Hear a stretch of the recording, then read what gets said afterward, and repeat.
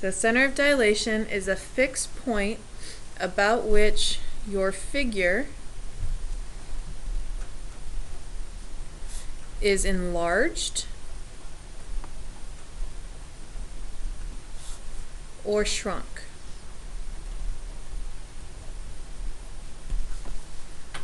So here would be considered our fixed point.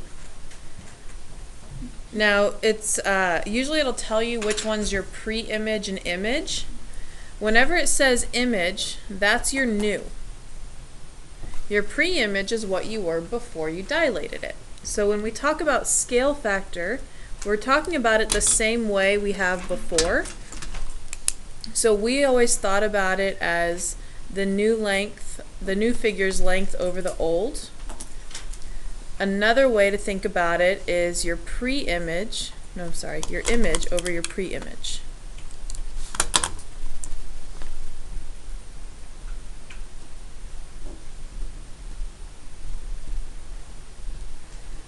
But that's what we talked about earlier with scale factors, the same. It's the ratio of the side lengths. Normally we use the letter K to represent that scale factor. So that's just a variable that we associate with scale factor. Now some things about scale factor that you want to make sure you know is how to tell from your scale factor if you're enlarging or if you're shrinking. Okay, does anyone remember how to tell based on the scale factor if you're going to get bigger or if you're going to get smaller?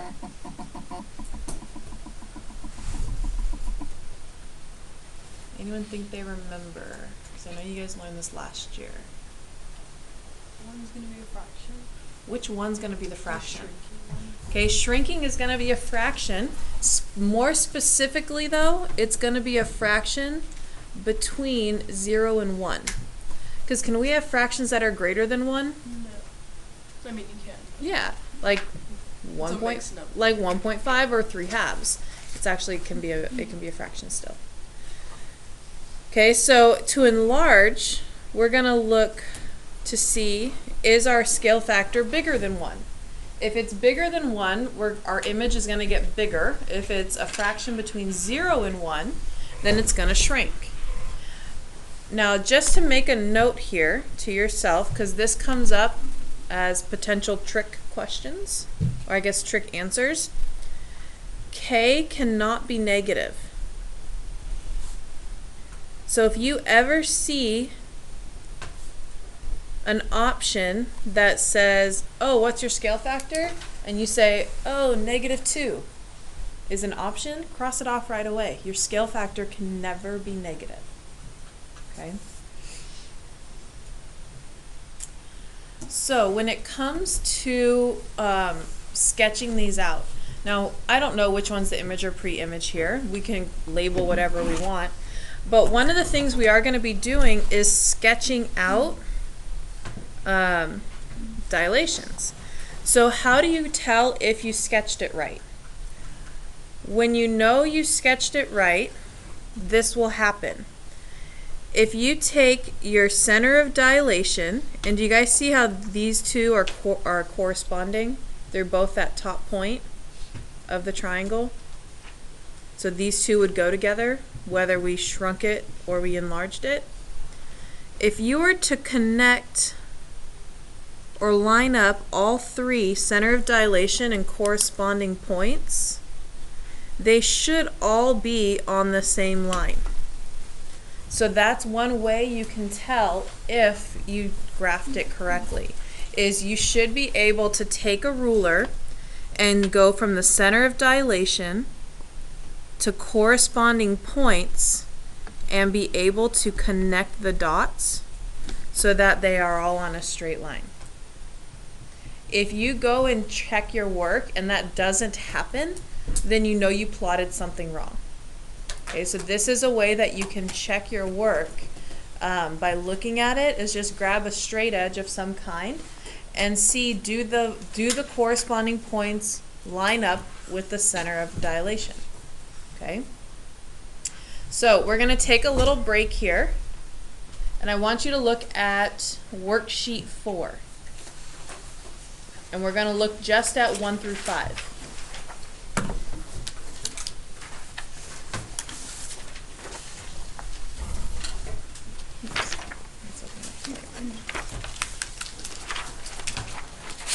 Okay, we're going to do 1 through 5 right now. I'm going to give you a couple minutes to do it right now.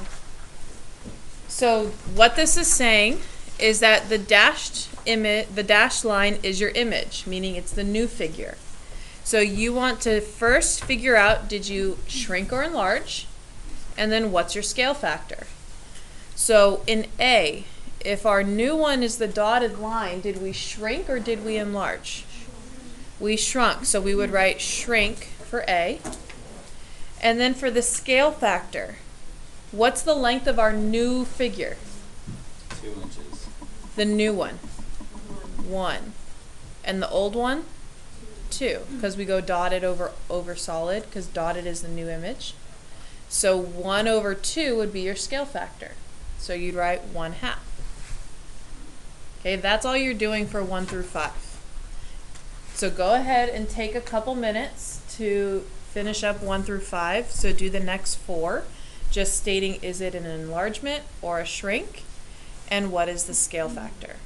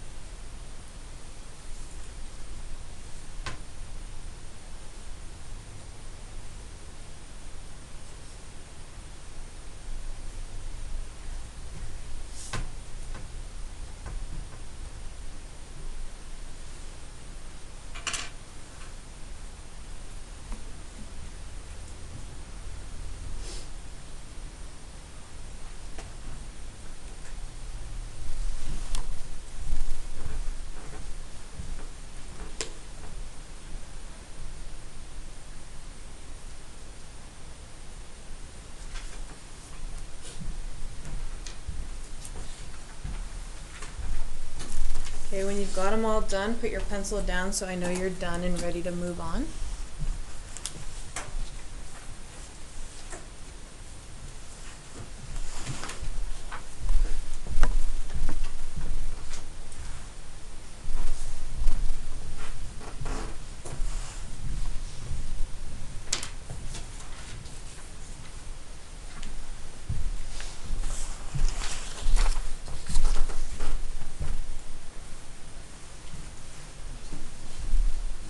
Okay, what'd you guys get for 2?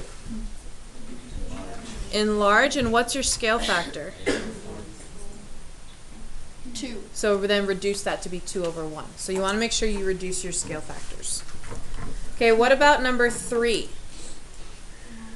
Enlargement, and what's your scale factor? 2. It's 6/3. It's 2. It's 2. It's actually 3. What? What? Yes. Okay, so remember we have to take the new side length. So our new side length goes from D all the way to here. So how long is that? 9.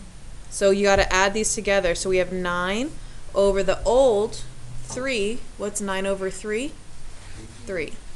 So when you have your information given to you where you have both corresponding parts, make sure you add them if you need to, because unlike the other ones, these ones share a piece, so you got to make sure you add them. Okay, what about 4? 2/3. Well, is it an enlargement or a shrink? It's a shrink, and what's the scale factor? 2/3. 2/3. And lastly, number 5, Enlarge. and what's the scale factor? 1, 2. 2/1. Same thing as before. You got to add these together to get the whole side. If it had a scale factor of 1, like some of you said, that means it wouldn't change size at all because you're multiplying by 1, keeping it the same. If you add them together, wouldn't it be 8/4? But when you reduce that, it's 2/1. Yeah, so 2. Yeah. Oh. I just leave everything as a fraction. Can you So you change keep- it? Because What do you mean change it? Like, say it's not attached, you write 2 instead of 2 over 1. Like, this is the same. That's fine. Okay, so how are we doing with scale factor and telling if it gets bigger or smaller? Good? Okay. So the next part of our notes, we're actually going to do number 6 together, and we're going to actually practice drawing some dilations. So I'm going to have to zoom out a little bit here just because otherwise it won't all fit on the screen. Is this gonna be on our quiz? You do have one dilation question, yeah. Do you have a quiz tomorrow? Huh?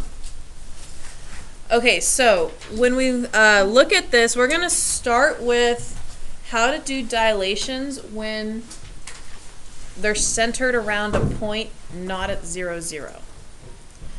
So up in number 6, and you're going to do 3 problems on this one graph, and they should all be separated. They don't overlap. Okay, so let's start by plotting our points of our shape. So let's plot A, B, and C on our graph.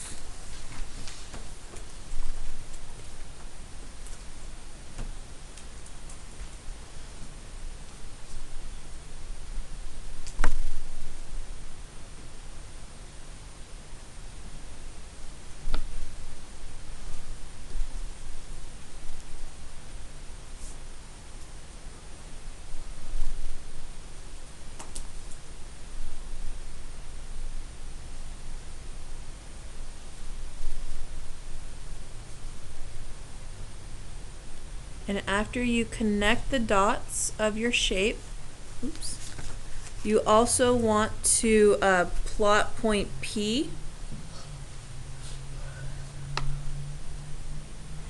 Your center of dilation. So I'm going to move this up so you can kind of see where we are.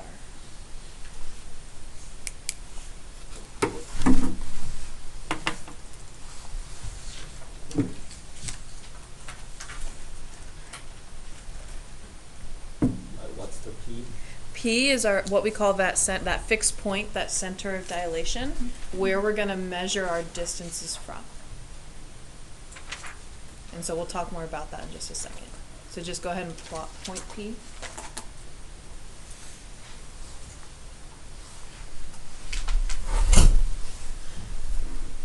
So when we measure these distances, so a dilation is we're enlarging from a very specific point, a fixed point. And what we're enlarging is the distance each vertex is from that point. So for right now, P and A have a distance from each other.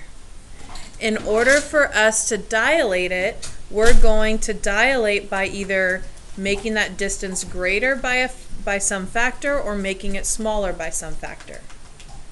So do you see how there's some distance between P and A? Let's call it 2. If we're doubling it, we need to make that distance 4. So that would be moving it away from P so that it's a double distance from P. Okay, so in this case, in our problem, if you come back up to your problem, what are we dilating by? What's our scale factor? Our scale factor is 4. So that means we're going to multiply this distance by 4. So we actually have to figure out what this distance is. The easiest way I do it, rather than having to use the distance formula all the time, is I do the slope. So what's my rise over run from P to A? Okay, 2 over 2. And now I'm not going to reduce this, and there's a reason why. If I'm going to take this slope, I need to make it 4 times bigger to find my new point. So what's 4 times bigger than 2 over 2?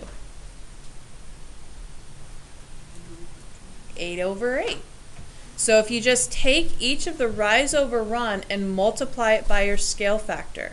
So if we have a slope of 2 over 2 and we're making it 4 times bigger, multiply top and bottom by your scale factor and that'll give you your new slope.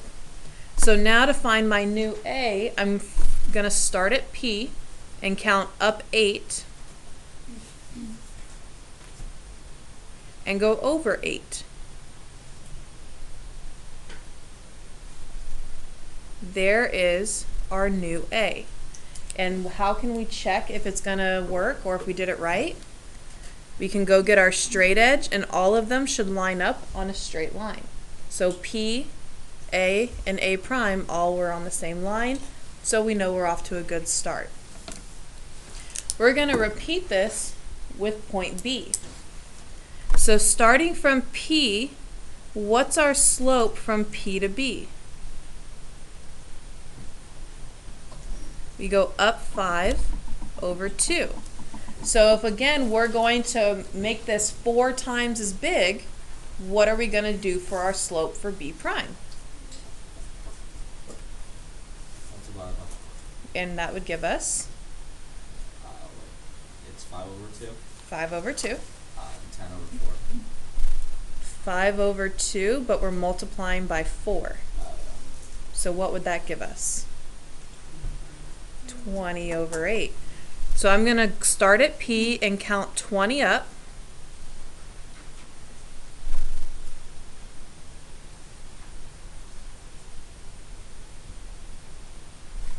And 8 over. And there's your new B prime. Right there, you can kind of see it at the very top. Lastly, we're going to do the same thing with C. So to go from P to C, we go up 2 over 5. So here we have our slope is 2 over 5. Multiply by our scale factor, and what do we get? Up 8/20. So I'm going to go up 8.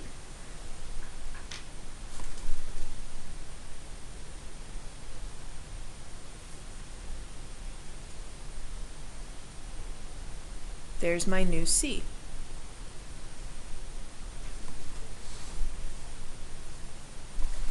Connect the dots, and you have your new 4 times as big figure.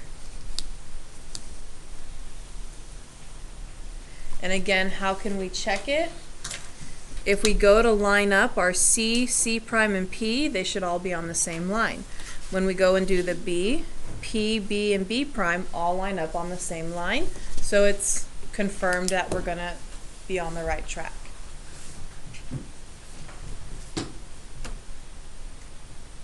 Okay, any questions on how we dilated this small triangle ABC by 4? Yeah, So how do you know where to put point P? it told us in the problem. Oh. It has to tell you somewhere where to put it. So like in number 7, because you're going to do number 7 on this graph next, it tells you your scale factor. So this time we're shrinking, we're halving it, and we're going to half it with a center at 10/4, and this is our figure that we're halving. And then number 8 down here will fit right over here on this side. So what I want you guys to do is to go ahead and continue working to finish up worksheet 4. So you have 7, 8, 9, 10, and 11. So do you guys, just real quick, do you guys remember what perimeter is? All the sides. What's area? Inside. So what's the formula for the area of a rectangle? Base times height. Base times height, or length times width. And what about our triangle? 1/2 base. 1/2 base times height. So number 10 and 11 are going to, after you draw your figures, are going to ask you about perimeter and area.